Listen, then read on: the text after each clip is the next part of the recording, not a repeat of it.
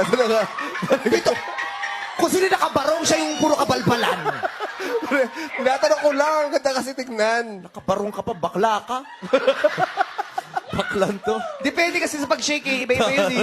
Pare, security guard, ito yung kahera ng BDO. Eh ano, kahera ako ng security ba? Security Oo. ba? Ako, supervisor na nag-CR.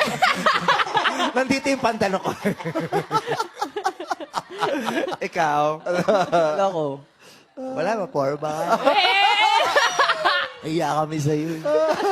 Korean star ka. Alam mo, ang hirap na pumasok kasi naglalait. Pwede, Safe. Hindi ka namin nalaitin ko pa ba? Sabi ko nga sa'yo, hindi mo kailangan masyado mag-ayos. Kami lang to. Si Vice lang to. Masyado ka nag-aayos. Semi-finals eh. Dapat magayos. O ba eh? Tama naman. Semi-formal din. Walang pantalon. Bakit? Ay, ang ganda ng Hindi ang shoes boy. ni Von. Ang ganda ng shoes ni... Aray, ang pino nun. Ang sakit. Tinamaan yung lungs ko dito. Taas naman ang lungs mo. Ano yun? Ganun talaga mga body parts konektado siya sa isa't isa. Dito lang. O bakit? Sir.